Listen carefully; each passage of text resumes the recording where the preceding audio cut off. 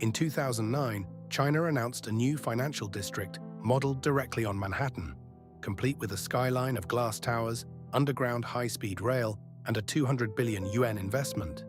Today, Yujiapu sits mostly empty, and the name has been quietly erased from official use.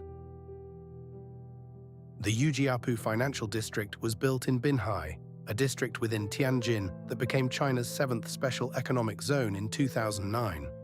These zones offered tax incentives and relaxed regulations to attract foreign capital and technology. Binhai was positioned as a northern counterbalance to Shanghai's Pudong district, which had become an SEZ in 1990 and grown into one of the world's busiest financial centers. The promise was clear: replicate that success 120 kilometers from Beijing, plug it into the national high-speed rail network, and watch multinational banks and trading firms relocate.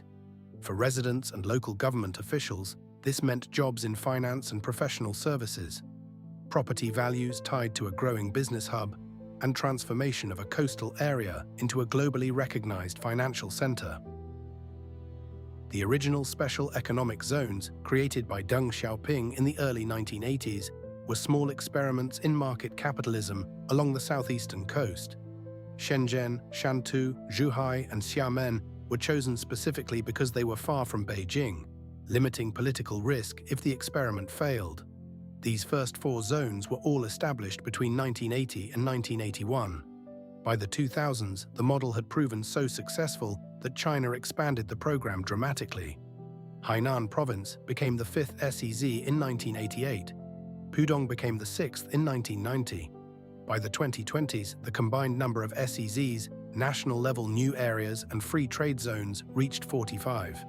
The logic was seductive. If special rules could create boom cities in Guangdong and Shanghai, they could work anywhere. Development became standardized, with similar incentive packages offered across the country. But Binhai faced a constraint the early SEZs did not. Those coastal zones succeeded in part because they were adjacent to Hong Kong or faced the open ocean, giving them natural access to global trade routes and established financial networks. Tianjin had a port, but it was secondary to Shanghai and Shenzhen. More importantly, Beijing already had the political capital, and Shanghai had the financial infrastructure. Yujiapu was competing not just with other Chinese cities, but with its own government's existing centers of power. For a financial professional considering relocation, the question was not whether Yujiapu offered tax breaks, but whether it offered clients, deal flow, and career networks. The answer, in most cases, was no. The district was designed with New York's Manhattan as the explicit template. Developers planned clusters of skyscrapers, underground transit, and public plazas. An entire high-speed rail station was built beneath the district, initially named Yujiapu Station, to serve as the southern terminus of the Beijing-Tianjin intercity railway. The station was envisioned as one of Tianjin's 4 main rail hubs, alongside Tianjin Station, Tianjin West Station, and Binhai West Station. It was supposed to deliver professionals directly into the financial district's core in under an hour from Beijing. Construction moved quickly.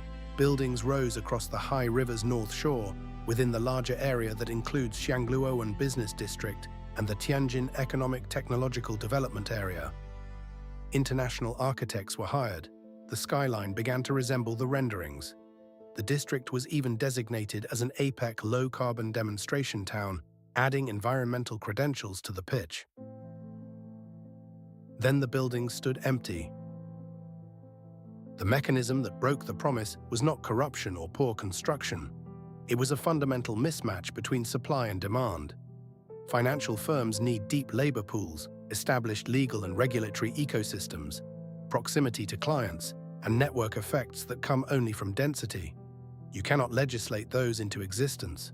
Offering tax breaks and cheap office space does not create a financial center if the talent, clients, and deal flow remain elsewhere. Shanghai already had the infrastructure and the professionals. Beijing had the regulatory authority and the political access. Multinational firms saw no reason to open a 3rd Chinese office in Tianjin when the 2 larger cities already served their needs. For workers who might have filled those towers, the calculation was equally clear. Career advancement happened in Shanghai and Beijing. not in an unproven district 2 hours away. The district also launched just as China's economy began to shift. The 2000s were defined by explosive growth and an assumption that urbanization would continue indefinitely at the same pace. Local governments borrowed heavily to finance infrastructure, confident that rising property values and economic activity would cover the debt. But by the 2010s, growth was slowing, and Chinese cities were already overbuilt. The central government began to warn about debt levels in local governments, many of which had borrowed against future revenue that never materialized. The financial incentives that made development possible also made it unsustainable. Yujiapu became one example of a broader pattern. Districts built not because demand required them, but because financing was available and political incentives rewarded construction. The cost became visible in the skyline itself. Towers designed for thousands of workers sat dark. Retail spaces on ground floors remained unleased. The underground station, a showcase of modern engineering, processed far fewer passengers than projected. Commuters who did use the station found themselves emerging into plazas and lobbies with almost no foot traffic, a disorienting experience for anyone expecting the density that defines functional business districts. By the mid-2010s, Yujiapu had become a symbol of overbuilding, featured in international media as a ghost city. The term was contested. Some argued that the district simply needed more time to mature, but the emptiness was undeniable. For residents who had purchased apartments hoping to live near a thriving financial center, the outcome was a neighborhood that felt isolated rather than connected, with few services and little street life. There is a counterpoint worth noting. Not every new district in China followed the same trajectory. Pudong, the district Yujiapu hoped to emulate, was also criticized as overbuilt in the 1990s. It took a decade for financial firms to relocate in significant numbers, but eventually the district filled and became one of the world's major financial centers. Some planners argued that Yujiapu's failure was not inevitable. It was a matter of timing, scale, and perhaps insufficient patience. If the central government had concentrated resources and regulatory authority in Tianjin the way it did in Shanghai, pushing state-owned enterprises and financial institutions to establish headquarters there, the outcome might have been different. The physical infrastructure was built. What was missing was the policy commitment to make relocation mandatory rather than optional. But that patience was never tested, and the policy commitment never came. In 2019, the term Yujiapu began to disappear from official documents and maps. The high-speed rail station was renamed Binhai Station, erasing the district's brand from one of its most visible pieces of infrastructure. The renaming was not accompanied by any official explanation, but the message was clear.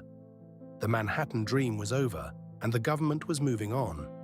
Other projects in the Binhai area continued, but they no longer carried the Yujiapu name or the explicit ambition to rival global financial centers.